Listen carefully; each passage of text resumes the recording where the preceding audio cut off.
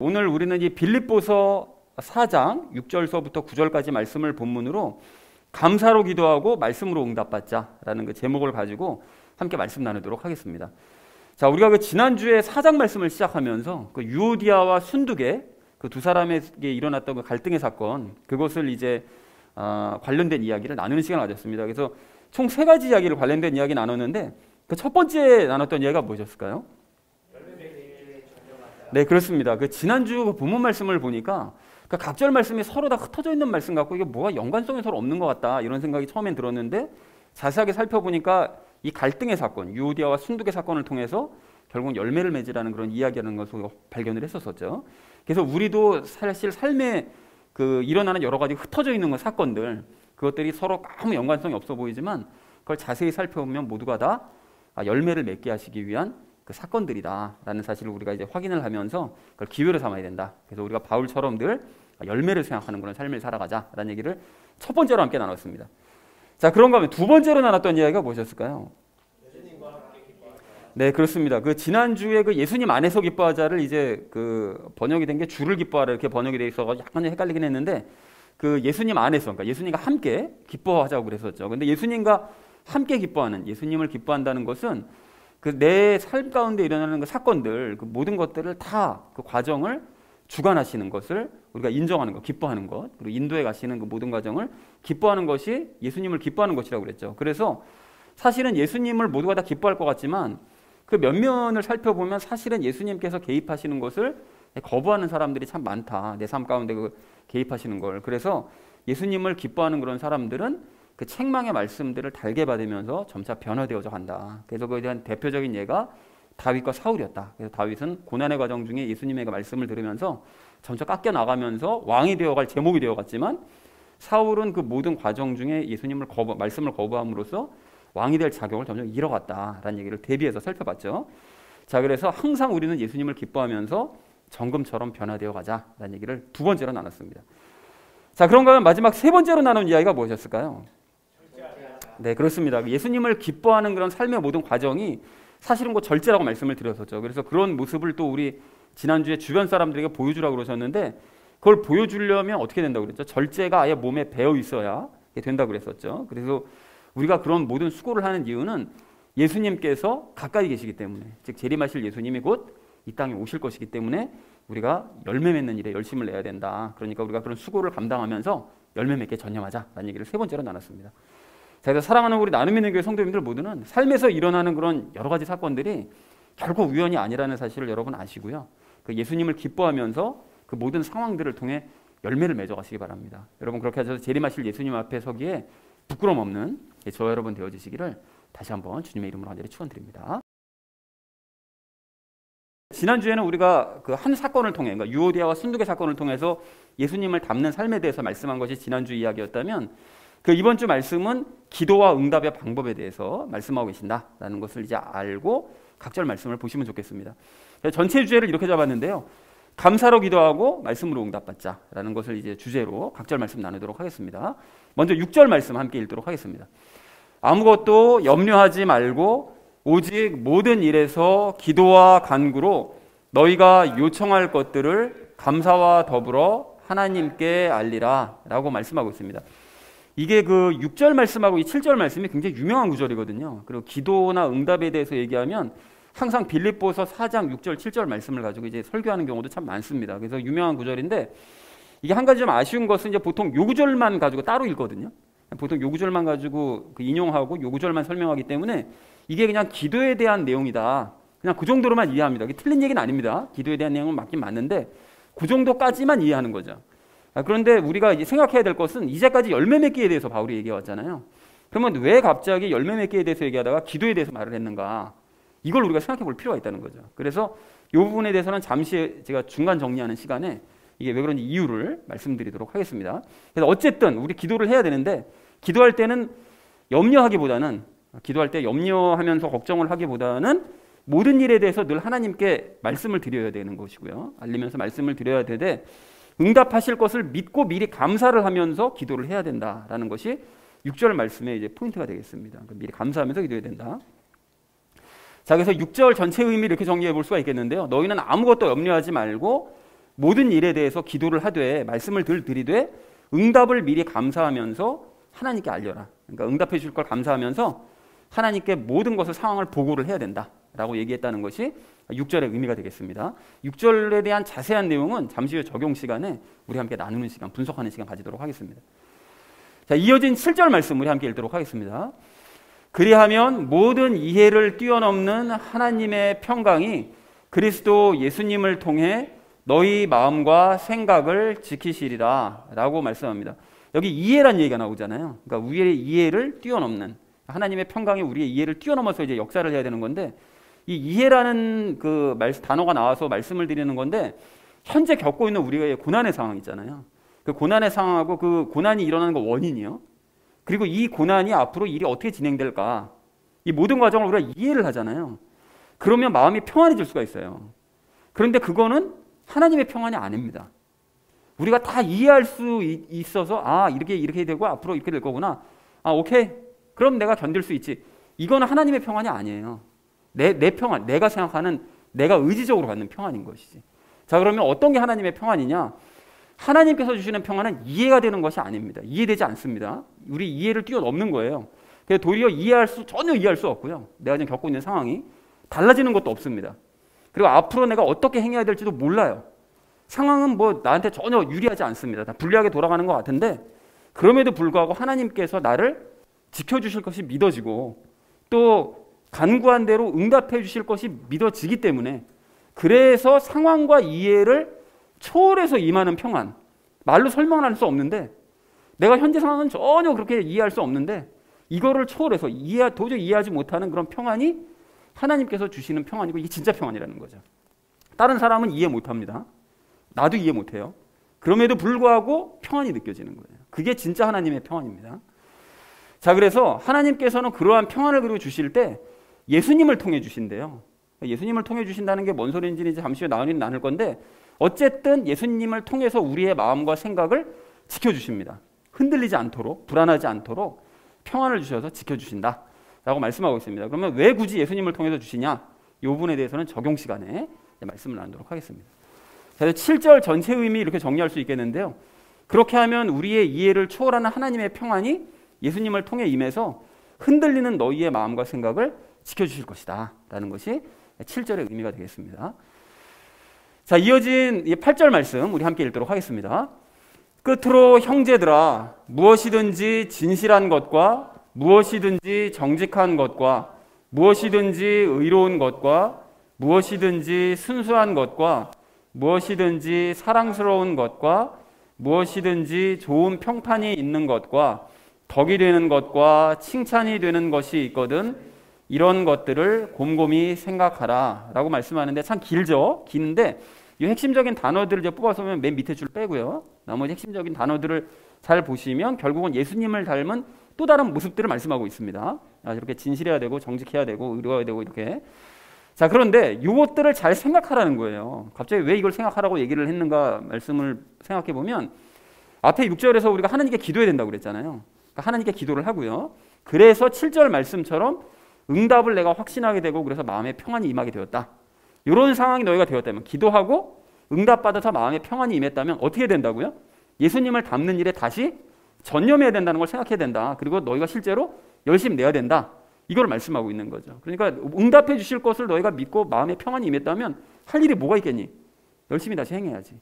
예수님을 닮는 그런 삶을 살아야 된다라고 지금 바울이 얘기하고 있습니다. 자, 그래서 8절 전체 의미를 이렇게 정리할 수 있겠는데요. 마지막으로 형제들아, 진실하고 정직하고 의롭고 순수하고 사랑스럽고 평판 좋고 덕이 되고 칭찬이 될 만한 일들을 너희가 생각하면서 그 일에 열심을 내야 된다라고 얘기했다는 것이 8절의 의미가 되겠습니다. 자, 마지막 9절 말씀 우리 함께 읽도록 하겠습니다. 너희가 내 안에서 배우고 받고 듣고 본 그것들을 행하라. 그리하면 평강의 하나님께서 너희와 함께 하시리라 라고 말씀하세요. 여기서 배우고 받고 듣고 본 그것들을 행해라 라고 얘기하는데, 여기서 바울은 자신을 본받아서, 그 먼저 번에도 말씀드렸었죠. 나를 본받아라.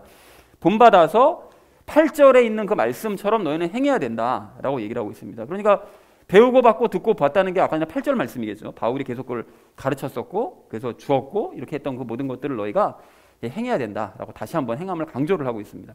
그렇게 할 때 너희가 기도한 대로 6절처럼 기도한 대로 하나님의 평안이 임하게 될 거다. 평강의 하나님께서 너희와 함께 하신다.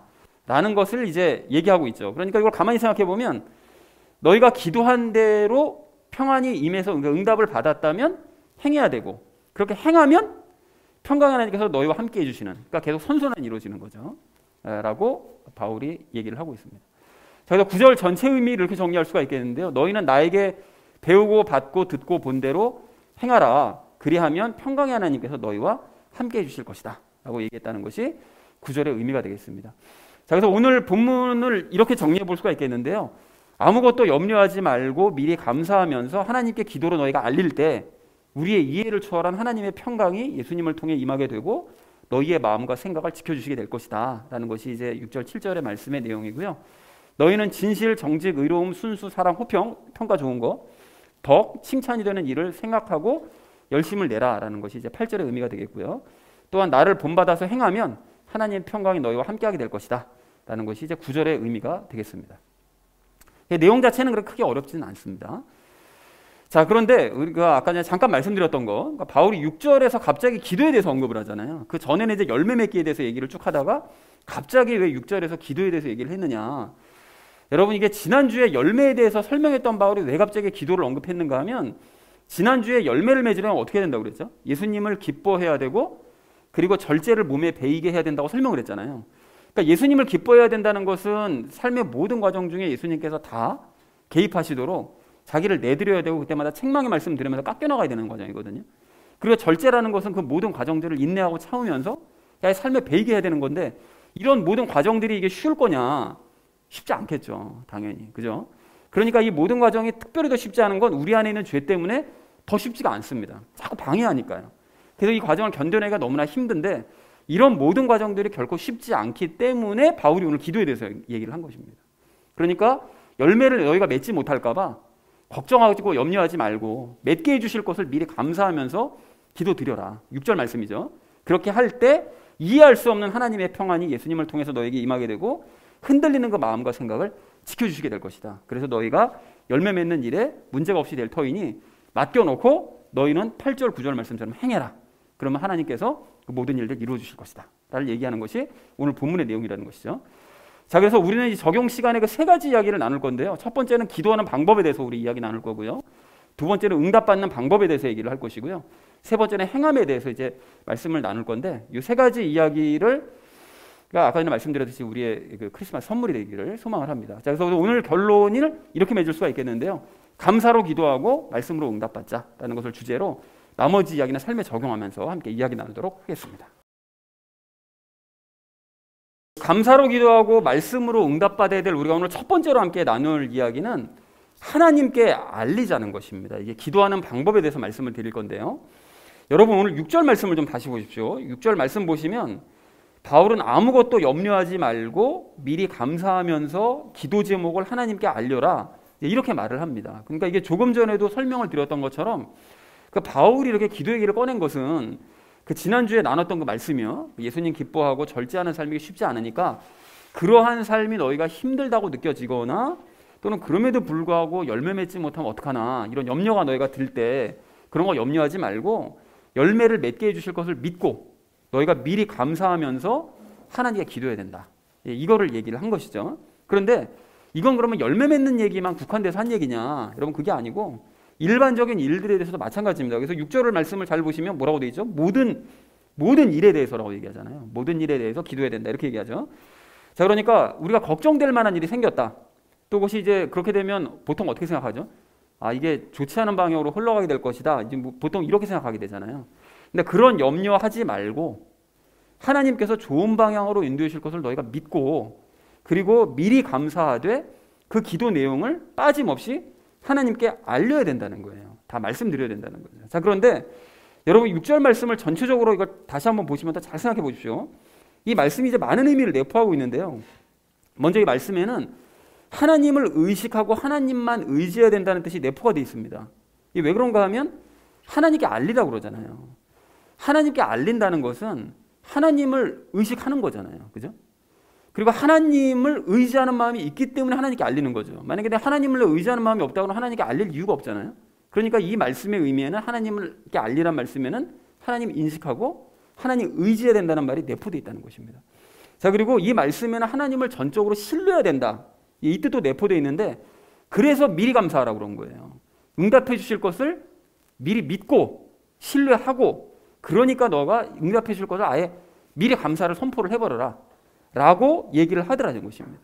그리고 이 말씀에는 인간적인 염려를 접어두라는 그런 의미도 내포되어 있습니다. 그러니까 방금 말씀드린 것처럼 내가 하나님을 의지하는 마음을 가지고 기도를 하고 또 하나님을 신뢰해서 미리 응답해 주실 것을 내가 믿는다면 그래서 미리 감사까지 한다면 네가 걱정할 이유가 뭐가 있냐 염려할 이유가 뭐가 있냐는 거예요. 그죠? 그렇게 되는 거죠.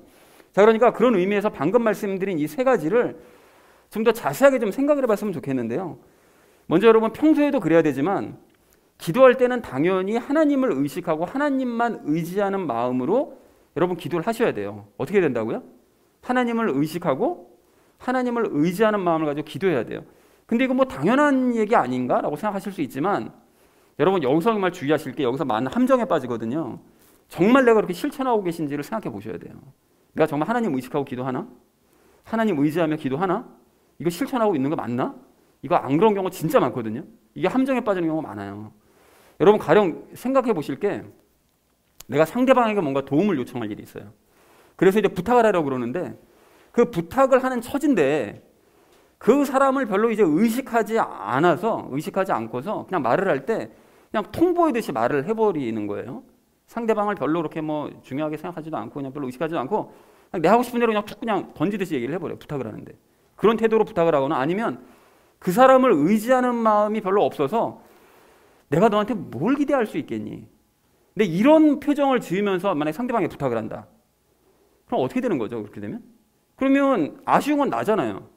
그런데 그렇게 건방진 태도로 내가 부탁을 하거나 성의 없게 부탁을 한다면 상대방의 기분이 좋을 리가 있겠습니까?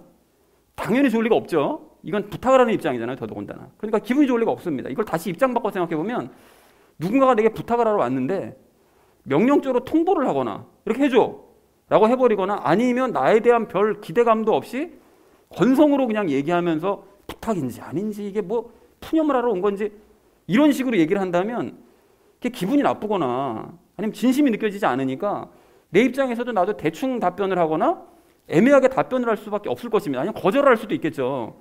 그렇게 할 거면 나 안 들어줄란다 이렇게 할 수밖에 없겠죠. 그러니까 하나님께 기도하는 것도 이게 똑같다는 거예요.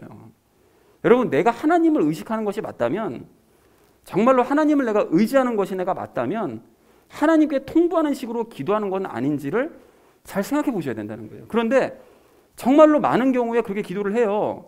내가 기도할 내용을 하나님께 쫙 얘기를 해놓고 하나님께서 뭔가 야, 그 부분에 대해서는 이렇게 해야 되지 않겠어라는 마음을 주시는 것 같으면 차단해버려요. 내가 원하는 건 이거라니까요. 이거 들어주셔야 된다고요. 이렇게 통보해버리고 기도를 끊어버린다고요.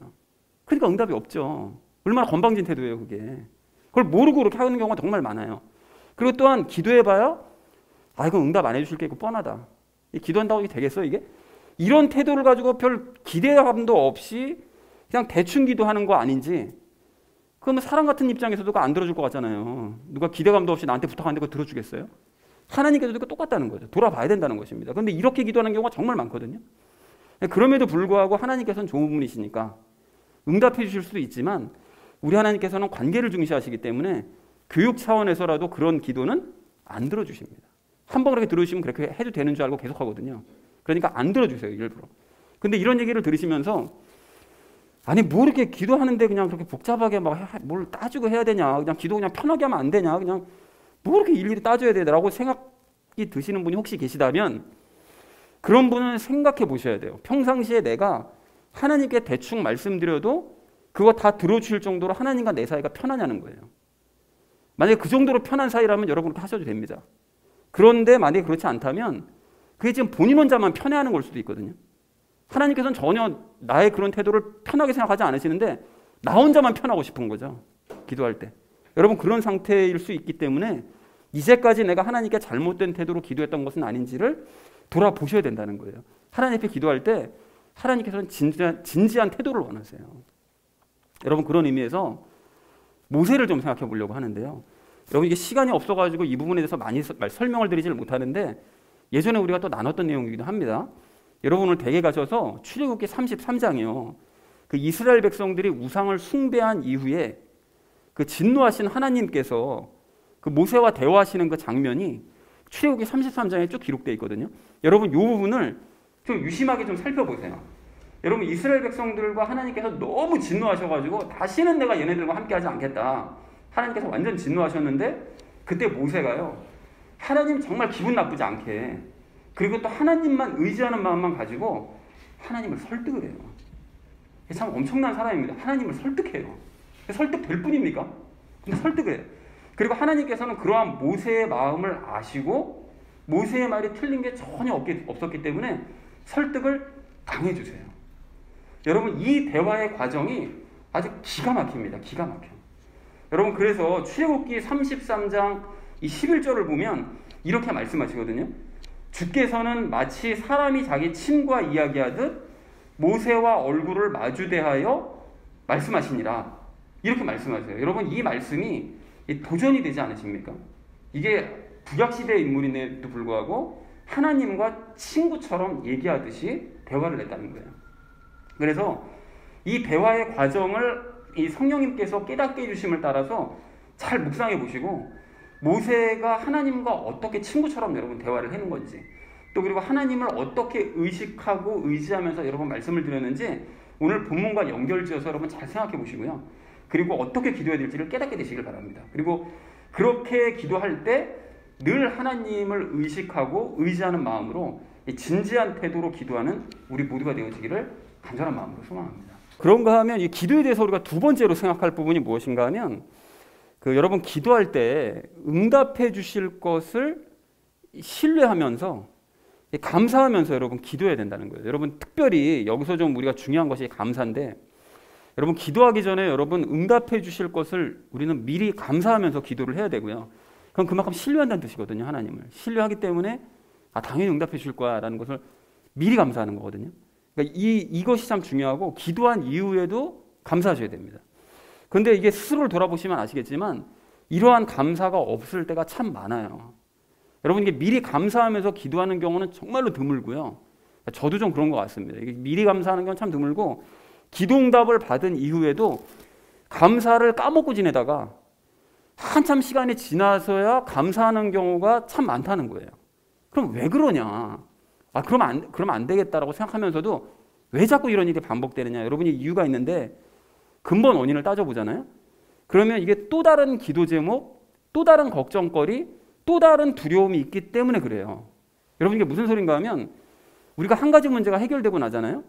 그러면 또 다른 문제가 또 생긴단 말이죠.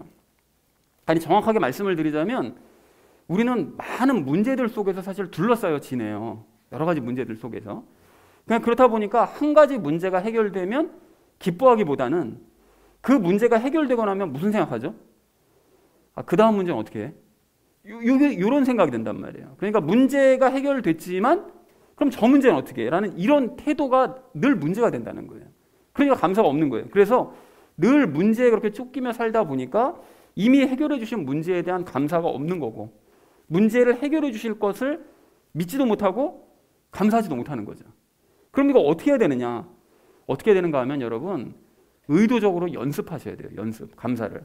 즉 하나님께서 내 삶 가운데 한 가지 문제 해결해 주시잖아요. 그런 걸 느낄 때가 있잖아요. 그렇게 되면 여러분 어떻게 되느냐? 그러면 다른 문제들은 잠시 덮어두는 거예요. 물론 다음 걱정거리가 있죠. 더 긴박한 문제들이 있어요. 그런데 그거 애써 무시하는 거예요. 무시하고 덮어두세요. 다른 문제는 덮어두시고 지금 이 문제 해결해 주신 우리 하나님께 진심으로 여러분 감사하는 시간을 가지셔야 된다는 거예요. 시간을 내서. 그래서 시간 내서 진심으로 감사하는 기도를 드리는 시간을 가지셔도 좋고요. 아니면 가족끼리 작은 파티를 열면서 하나님께서 나한테 이런 일 해주셨어. 이걸 서로 나누면서요. 그거를 기쁨으로 감사하면서 나누는 시간을 가지셔도 좋고요. 그리고 또 주일 예배에 참석해서 정말로 감사하는 마음으로 하나님께 예배를 드리셔도 좋습니다. 감사헌금도 그래서 하는 거예요, 여러분. 여러분 누가복음에 그 왜 과부가 그 두렙돈 드린 과부 있잖아요. 정말 감사하는 마음으로 그날 하루치 자기 생활비 다 드린 거거든요. 그게 감사헌금이에요. 정말로 자기가 감사하기 때문에 하나님께 기쁜 마음으로 드리는 거. 이렇게 하는 것입니다. 그래서 그렇게 진심으로 하나님께 우리가 감사를 하면 그 다음 문제도 하나님께서 해결해 주실 것이 믿어져요. 그리고 그렇게 되면 미리 감사하면서 기도할 수도 있게 된다는 거죠. 그래서 여러분, 이것도 우리 입장에서 한번 생각해 보자고요. 여러분, 누군가 나한테 이제 부탁을 했어요. 그 부탁을 들어줬어요. 그랬더니 그 사람이 당연하게 받을 것 받은 것 마냥 힘들어한 거예요. 그리고 감사하다는 말도 전혀 안 해요. 물론 우리가 뭐 감사받자고 뭐 도와준 건 아닌데, 그럼에도 불구하고 저 사람이 또 그리고 많은 문제에 둘러싸여 있으니까 아예 뭐 힘들어서 그런가 보다 우리 이해는 하지만서도 다음에 만약에 그 사람이 또 뭔가를 나한테 부탁을 하러 온다. 그렇게 되면 여러분, 그 사람의 그 부탁을, 그렇게 별로 감사하지도 않고 늘 힘들어한 그 사람을 기쁜 마음으로 여러분 그 부탁 들어줄 수가 있겠습니까? 솔직한 얘기로 안 될 것 같거든요. 들어주긴 들어줘도 뭔가 이렇게 의무적으로 뭔가 해야 될 것 같은 막 찜찜해요. 막 항상 있는 거잖아요. 그죠? 근데 반대로 어떤 사람이 작은 부탁 하나 들어줬을 뿐인데 그걸 막 진심으로 감사하면서 막 고마워하는 사람이 있다. 그러면 여러분, 그 사람이 다음에 또 부탁을 하게 되면 그 부탁을 기쁜 마음으로 얼른 들어주고 싶지 않겠어요? 그러니까 당연한 거 아닙니까? 하나님이 똑같다는 거예요, 여러분. 그러니까 늘 우리는 기도할 때 하나님께 감사와 더불어 기도하시기 바랍니다. 즉 미리 감사하면서 여러분 기도하시고요. 응답받은 이후에는 더 감사하시기 바랍니다. 그래서 하나님의 풍성한 응답을 받아 누리는 저 여러분 되시기를 간절한 마음으로 소망합니다. 자, 그런가 하면 기도에 대해 마지막 세 번째로 생각할 것은 염려하지 말자는 거예요. 여러분, 앞에서 나눴던 대로만 우리가 행하면 사실 염려가 점점 사라지게 되는데, 생각해 보세요, 여러분. 기도할 때 내가 하나님 의식하고 의지하는 마음 가지고 기도를 해요. 그러니까 진지한 마음으로 이제 하나님 앞에 기도를 하고, 그리고 응답해 주실 것을 미리 감사하면서 기도하고, 그 응답해 주신 것 때문에 막 기뻐하면서 진심으로 기뻐하면서 감사하는 삶을 살잖아요. 이 앞에 그 두 가지 내용을 잘 실천을 하면 늘 하나님께서 문제를 해결해 주시고 길을 인도해 주실 것이라는 확신이 들기 때문에 염려는 점차 사라져 간다는 거예요. 완전히 없어지진 않겠지만 점차 사라져 갑니다. 왜냐하면 이거 좀 염려하지만 먼저 번에도 이거 해결해 주셨잖아. 기억이 나는 거예요. 감사했던 그 기억이 나기 때문에 이거 해결해 주실 것도 당연히 믿어지게 되는 거예요. 그러니까 점점 염려가 사라지는 거죠. 그리고 그렇게 되면 오늘 6절 전체 말씀처럼 아무것도 염려하지 않고 모든 일에 대해서 하나님 앞에 기도를 하게 되고, 그렇게 될 때 미리 감사하는 마음 가지고 하나님만 의지하는 마음으로 기도하게 될 줄 그렇게 믿습니다. 사랑하는 우리 안민교회 성도님들 모두는 오늘 나눈 기도의 방법을 마음에 새기시기 바랍니다. 그리고 열매 맺는 일에 대해서도 6절 말씀대로 실천하시기 바랍니다. 또한 다른 모든 기도 제목들도 마찬가지예요. 6절 말씀대로 실천하시기 바랍니다. 그렇게 하셔서 염려를 버리고 늘 감사하면서 응답받는 저 여러분 되어지시기를 주님의 이름으로 간절히 축원을 드립니다. 자, 감사로 기도하고 말씀으로 응답받아야 될 우리가 오늘 두 번째로 나눌 이야기는 응답받자는 것입니다. 여러분, 오늘 7절 말씀을 좀 다시 보십시오. 7절 말씀 보시면 바울은 6절과 같이 기도를 할 때 우리의 이해를 초월하는 하나님의 평강이 임해서 우리의 마음과 생각을 지켜주실 것이다, 이렇게 말씀을 해요. 근데 여러분, 이 말씀에서 두 가지 질문이 있는데, 그 첫 번째는 기도가, 그러니까 이 7절 말씀을 보시면 기도가 응답이 되든지 말든지 그냥 평안만 임하면 된다, 마치 꼭 이렇게 보이거든요.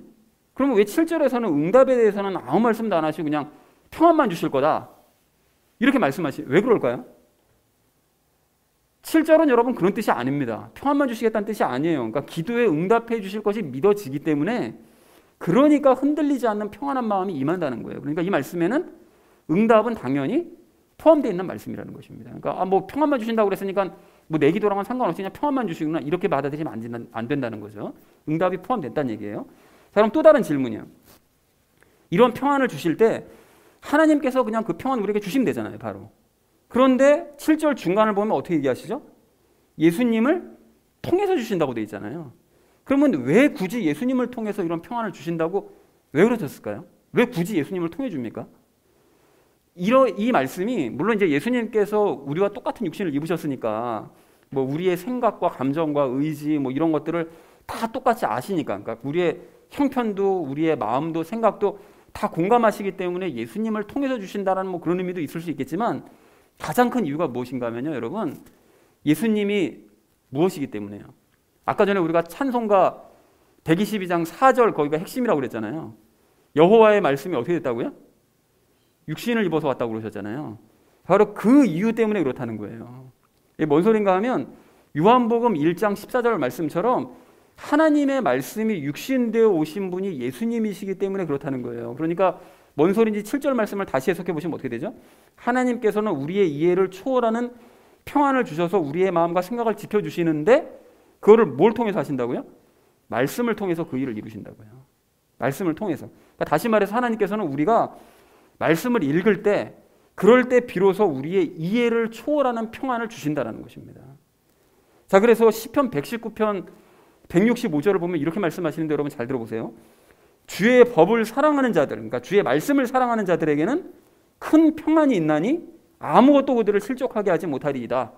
그러니까 하나님의 말씀을 사랑하는 사람에게는 평안이 임하고 그런 사람들은 절대로 실족하거나 잘못될 일이 없다는 거예요.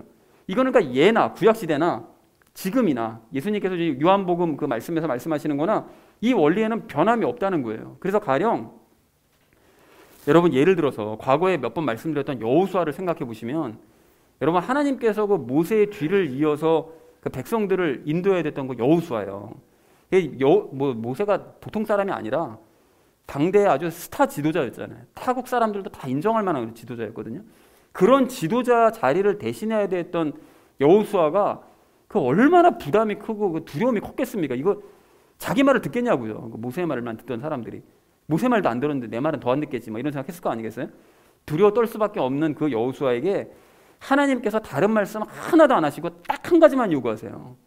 여호수아 1장 8절에서 뭐라고 말씀하셨습니까? 너는 이 율법책을 내 입에서 떠나지 말게 하며 밤낮으로 그것을 묵상하여 그 안에 기록된 모든 것에 따라 지켜 행하라. 그렇게 하면 어떻게 된다고요? 그리하면 내가 내 길을 형통하게 하며 또한 크게 성공하리라. 내가 내게 명령하지 아니하였느냐? 마음을 강하게 하고 크게 용기를 내라. 두려워하지 말며 너는 놀라지 말라. 네가 어디로 가든지 주의 하나님이 너와 함께 하느니라 하시니라. 이렇게 말씀하세요. 뭐만 했는데요? 말씀 묵상하고 그 말씀대로 행하기만 했는데 나머지는 하나님께서 다 해주신다는 거예요. 형통하게. 그러니까 모세의 뒤를 이어서 너가 지금 백성들을 인도해야 되고 이방인들과 앞으로 전쟁도 해야 되고 그리고 가나안 땅도 분배해야 되는 막중한 사명들이 지금 내 앞에 놓여져 있지만 너가 해야 될 일은 한 가지밖에 없다. 주야로 말씀 묵상하고 그거 행해. 그러면 네 일은 내가 다 해줄게. 하나님께서 약속해 주시더라는 거예요. 그래서 그 말씀을 믿고 실천한 이 여호수아가 정말 상황을 초월하는 자기 이해를 초월하는 하나님의 평안이 임한 거예요. 그래가지고 죽을 때까지 어떻게 됩니까? 그 마음과 생각이 흐트러지지 않고 늘 지켜지잖아요. 흔들림이 없잖아요, 여호수아가. 그렇다면 여러분 상상을 초월하고 나의 이해를 초월해서 역사하는 하나님의 이 평안이요. 여호수아가 체험했던 이 평안을 체험하기 원하십니까? 여러분 흔들리지 않는 마음과 생각을 여러분 일평생 동안 갖기 원하세요? 일평생 동안 또 하나님께서 응답해 주실 것이 믿어져서 절대 흔들리지 않는 마음 갖고 싶으시다면 다른 일 하실 필요 없습니다. 여러분 주야로 말씀 묵상하시기 바랍니다. 이게 정답인 거예요. 그런 의미에서 여러분 한 가지 더 우리가 참고하실 말씀이 있는데 요한복음 15장 7절 말씀을 보잖아요. 예수님께서 이렇게 말씀하시는데 여러분 들어보십시오. 너희가 내 안에 거하고 내 말들이 너희 안에 거하면 너희가 원하는 바를 구하라. 그러면 그것이 너희에게 이루어지리라. 너희가 원하는 것이 있니? 그 원하는 게 있어서 기도할 일이 있어? 너 기도할 때 그게 늘 이루어지는 방법이 있다. 그게 뭐라고 그러세요? 조건이 두 가지잖아요. 뭐였죠? 우리가 예수님 안에 거하면, 그러니까 즉 예수님과 연합하면인데 이건 우리가 이미 연합했잖아요. 근데 그 두 번째 그럼 다른 조건이 뭐라고 그래요? 내 말들이 너희 안에 거하면이래요. 그러니까 예수님의 말씀이 우리 안에 있어야 된다는 거예요. 말씀이 있어야 된다는 거예요. 말씀이 우리 안에 있어야 내가 어떻게 기도할지, 내가 뭐 어떤 기도를 해야 될지, 뭘 기도해야 될지, 하나님의 마음이 어떤 건지 이걸 파악할 수 있기 때문에 말씀을 알아야 된다는 거예요. 그렇게 할 때 예수님께서 원하시는 것이 내가 원하는 것이 될 수 있고 그런 기도는 반드시 응답될 수밖에 없다. 기도 응답의 비결이라는 거예요. 그러니까 여러분 제가 진지하게 말씀드리는데요. 정말 진지한 마음으로 말씀드리는데 말씀 묵상하시기 바랍니다. 여러분 실천하시기 바라요. 그 말씀대로 내가 어떻게 실천하며 살아갈까? 이것만 고민하세요, 여러분. 그렇게 하면 나머지는 하나님께서 다 해주신다니까요. 그렇게 해서 기도에 응답받고 우리의 이해를 초월하여 임하는 하나님의 평안을 체험하는 저 여러분 되어지시기를 간절한 마음으로 소망을 합니다. 자, 그리고 여러분 여기서 또 중요한 거예요. 이러한 원리를 아셨잖아요. 그럼 이제 적용 1과 적용 2를 연결하실 필요가 있어요. 뭔 소리냐? 적용 1에서는 뭐 얘기했죠? 기도해야 된다. 이 얘기 말씀하셨잖아요. 그럼 적용 2는 뭐죠? 응답을 받되 말씀으로 응답받을 수 있다. 이 얘기 하셨잖아요. 그러니까 이 두 가지를 합치면 어떻게 되죠? 우리는 하나님과 소통을 할 수 있는데 하나님과 소통할 때 기도로 말씀드리면 말씀으로 응답받을 수 있다. 이걸 말씀하고 계시잖아요. 그러니까 이거 확인할 수 있는 거잖아요. 근데 이게 항상 말씀드려왔던 바 아닙니까? 그러니까 여러분 그렇다면 이제 하나님과의 이 소통 방식을 성경을 통해서 지금 확인하신 거예요. 기도로 말씀드리고 말씀으로 응답받는. 이게 하나님과 소통하는 방법이구나. 이걸 확인하셨다면 이 원리를 여러분 이제는 진리로 받아들이시고 늘 기도로 말씀드리시고 말씀으로 응답받으심으로써 하나님과 소통하시고 응답받으시기 바랍니다. 사랑하는 우리 나눔 믿는 교회 성도님들 모두는 오늘 말씀이 열매 맺기에 대한 응답이라는 거 여러분 잊으시면 안 됩니다. 일단은 그러니까 그렇다면 열매를 맺기 위해서 여러분 기도하시고 말씀 읽으셔서 삶 가운데 열매를 풍성하게 맺으시기 바랍니다. 그리고 또 다른 기도 제목들, 다른 많은 기도 제목들도 여러분 늘 기도로 말씀드리시고 말씀을 읽으셔서 그 말씀 가운데 응답을 받으시는 저 여러분 되어주시기를 주님의 이름으로 간절히 축원을 드립니다. 자, 그리고 감사로 기도하고 말씀으로 응답받아야 될 우리가 마지막 세 번째 나눌 이야기는 행하자는 거예요. 여러분 오늘 8절 9절 말씀을 좀 보십시오. 8절 9절 말씀 보시면 바울은 8절과 같은 실천 사항들을 잘 너희가 생각해 봐라. 왜요? 행해야 되니까. 생각해 봐라 라고 말한 뒤에 바울에게 배우고 받고 듣고 본 대로 행하라고 9절에서 권면을 해요. 그렇잖아요? 그렇다면 앞에서 기도와 응답에 대해서 말했던 바울이 왜 갑자기 행하라는 얘기를 또 했냐?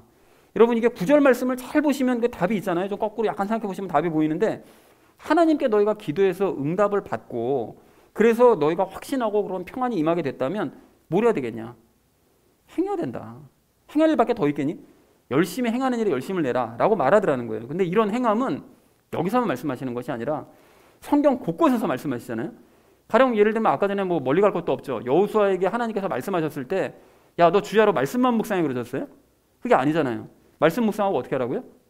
행하라고 하시잖아요. 행하라고. 말씀대로 알면 행해야 된대요. 그러면 나머지는 내가 한다. 이거잖아요. 이게 원리가. 그러니까 예수님께서도 마찬가지거든요. 산상수훈의 말씀을 쫙 다 하세요. 아, 그럼 우리가 이런 새로운 삶을 살아야 되는구나. 이 모든 말씀을 하신 이후에 마태복음 7장 21절에서 뭐라고 하시는가 봤더니 이렇게 말씀하십니다. 내게 주여 주여 하는 자가 다 하늘 왕국에 들어가지는 아니하고 오직 하늘에 계신 내 아버지의 뜻을 행하는 자라야 들어가리라. 이렇게 말씀하세요. 그러니까 천국이 어떤 건지도 알고 어떤 삶을 살아야 되는지 알고 예수님이 어떤 분인지도 알고 다 알기만 하는 사람들이 천국 가는 게 아니라 알았다면 행하는 사람들이 들어가는 곳이 바로 천국이다. 이렇게 말씀을 분명하게 하시더라는 것입니다. 그래서 그 아래 24절에서도 뭐라고 말씀하시냐? 그러므로 누구든지 나의 이 말들을 듣고 그것들을 행하는 자를 나는 자기 집을 반석 위에 지은 지혜로운 사람과 같다 하리라. 행하는 사람이 지혜로운 사람이라는 거예요. 듣고 알기만 하고 나 다 알겠어. 하나님의 나라가 나 뭔지 알아 이제. 이거 전혀 지혜로운 사람 아니고요. 알았다면 작은 것 하나라도 행하려고 하는 사람. 이 사람이 지혜로운 사람이라는 거예요. 그리고 그 이어진 26절에서는 반대로 이렇게 말씀하십니다. 나의 말들을 듣고 그것을 행하지 아니하는 모든 자는 자기 집을 모래 위에 지은 어리석은 사람과 같으리라. 이렇게 말씀하시더라는 거예요. 그렇다면 오늘 6절, 7절 말씀을 통해서 어떻게 기도하고 어떻게 응답받아야 되는지 여러분 방법을 배운 우리는 이제 할 게 뭐가 있습니까? 행하시면 돼요. 행하시자는 거예요. 그래야 또 더 확실하게 응답받을 수 있다는 거예요. 그런 의미에서 여러분 요즘 우리가 그 큐티로 나누고 있는 베드로 후서 그 전에 나눴던 그 베드로 전서 그 3장 7절 말씀도 다시 한번 생각해 보실 필요가 있는데 읽어드릴 테니까 여러분 들어보세요. 남편들아 이와 같이 너희도 지식에 따라 그들과 동거하고 아내를 더 약한 그릇이요 또 생명의 은혜를 함께 상속받을 자로 여기고 존중하라. 그리하여야 너희 기도가 방해를 받지 아니하리라. 이렇게 말씀하시는데 여기서 말씀하고자 하시는 바는 물론 부부에 대한 말씀이 일차적인 것이 맞아요. 근데 거기 숨겨진 속뜻이 있잖아요. 이 말씀에 전제 조건이 깔려 있는데 뭐냐면 앞에서 바로 그 앞에서 베드로전서 3장 7절 앞에서 언급한 것처럼 아내라는 사람은 하나님께 순종을 해서 하나님께 귀히 여김을 받는 그런 여인인 거예요. 근데 뭐 부부 관계가 아니라 하더라도 다른 사람도 마찬가지죠. 하나님께 귀히 여김을 받는 사람이 있어요. 그런데 그러한 아내를 존중하지 않는다면, 남편이 존중하지 않는다면, 또는 그러한 사람을 다른 사람이 존중하지 않는다면 그거는 하나님이 이뻐하시는 사람을 존중하지 않는다는 거는 하나님 존중하지 않는다는 거잖아요, 결국. 그죠? 그러니까 그러면 그런 사람에게는 기도가 응답되지 않는다 라고 명확하게 말씀하신다는 거예요. 그러니까 결국에는 하나님을 머리로 알기만 하고 실제로 하나님을 존중하는 삶은 전혀 실천하지 않는 사람, 이런 사람에게는 응답은 없다 라고 아주 명백하게 말씀하시더라는 것입니다. 자, 그렇다면 이렇게 성경 곳곳에서 말씀하시는 것처럼 하나님의 응답을 원하신다면 여러분 마지막 활용 점정이요, 행하시기 바랍니다. 그리고 여러분 우리가 또 잊지 말아야 될 거예요. 오늘 말씀은 우선적으로 열매를 맺는 것에 대한 말씀이잖아요. 그러니까 앞에서 나눈 것처럼 기도할 때 응답해 주실 것을 믿는다면 우리는 그렇게 열매 맺게 해주실 것을 믿고 8절 말씀처럼 열매 맺는 일에 열심을 내야 됩니다. 왜 그래야 된다고요? 그리스도인으로서는 마땅히 해야 될 일인 것이고 또한 예수님께서 다시 오실 때가 가까워졌으니까요. 그래야만 새 예루살렘 갈 수 있기 때문에 그렇다는 것입니다. 그래서 사랑하는 우리 나눔 믿는 교회 성도님들 모두는 아셨다면 행하시기 바랍니다. 그리고 아시는 만큼 더 행하시기 바랍니다. 그래 하셔서 풍성한 열매 맺으시고 기도에도 더 큰 응답 받아 누리시는 저 여러분 되어지시기를 주님의 이름으로 간절히 축원드립니다. 오늘 주제가 이거였죠. 감사로 기도하고 말씀으로 응답받자라는 것을 주제로 말씀 나눴는데 첫 번째로 우리 나눴던 이야기가 하나님께 알리자고 그랬습니다. 하나님께 말씀드려야 된다는 거죠. 기도해야 된다는 건데 6절의 그 기도는 세 가지로 정리를 해볼 수가 있다고 말씀을 드렸어요. 첫 번째는 하나님을 어떻게 하고 어떻게 하면서 기도를 해야 된다. 하나님을 우리가 의식하고 인식하고 의식하고 어떻게 하면서요? 하나님을 의지하면서 우리가 기도를 해야 된다라는 말씀을 드렸었고요. 두 번째는 응답해 주실 것을 내가 신뢰하면서 미리 어떻게 하면서 기도하자고요? 감사하면서, 그러니까 믿는 만큼 내가 미리 감사하는 거죠. 하나님께서 이루어 주실 것을. 그리고 마지막 세 번째는 그렇다면 이거 하지 말고 기도하자. 염려하지 말고 걱정하지 말고 염려하지 말고 기도해야 된다는 거죠. 그러니까 이 말씀이 그대로 6절에 이어지는 거죠. 아무것도 염려하지 말고 너희가 기도할 것을 미리 감사하면서 하나님 의식하면서 기도에 날려야 된다라는 것이 6절의 의미가 되겠다. 요거 기도하실 때 잊지 마시기 바랍니다, 여러분. 자, 그리고 두 번째로 나눴던 이야기가 응답받자고 그랬죠. 응답받자고 그랬는데 바르게 기도하면 우리의 의심과 이해를 초월한 하나님의 어떤 것이 임한다고요? 평안이 우리에게 임하게 되죠. 평안한 마음이 우리에게 임하게 됩니다. 자, 그리고 그 평안은 누구를 통해서 임한다고요? 예수님을 통해서 임한다. 그런데 예수님을 통해서 임하는 그 평안은 다른 말로 이것을 읽을 때 임하는 평안을 뜻한다. 그렇죠. 말씀을 성경을 읽을 때 임하는 그 평안을 뜻한다고 그랬고요. 그러니까 이것으로 말씀드리고 이것으로 응답받자. 무엇으로 말씀드리고요? 기도로 말씀을 드리고 또 무엇으로 응답받는 거예요? 말씀으로 응답받자라는 것이 이제 진리로 받아들여야 된다라는 것을 이제 확인을 했습니다. 그리고 마지막 세 번째로 우리 나눈 이야기가 이제 행하자고 그랬었죠. 그래서 하나님의 응답을 체험하려면 어떻게 해야 된다고요? 행해야 됩니다. 행해야 된다라고 했었죠. 그래서 우리가 여호수아에게 주신 말씀이나 예수님의 그 산상수훈이나 베드로전서의 말씀이나 모든 것들이 다 이것을 증명한다. 하나님의 응답을 확신한다면 행해야 되고 행하면 하나님께서 더 응답해 주시고 이 선순환의 관계를 우리가 이해해야 된다라고 말씀을 드렸습니다. 자, 그래서 사랑하는 우리 나눔 있는 교회 성도님들 모두는 염려하지 마시고요. 여러분 이 미리 감사하면서 기도하시기 바랍니다. 여러분 그리고 그 말씀을 통해서 나의 이해를 초월하여 역사하시는 그 하나님의 평안과 그 응답을 받아 누리시기 바랍니다. 그리고 그렇게 되기를 소망하신다면 말씀대로 행하시기 바랍니다. 그렇게 하셔서 늘 평강의 하나님과 함께하는 저와 여러분 되어주시기를 주님의 이름으로 간절히 축원드립니다. 우리 함께 기도하겠습니다.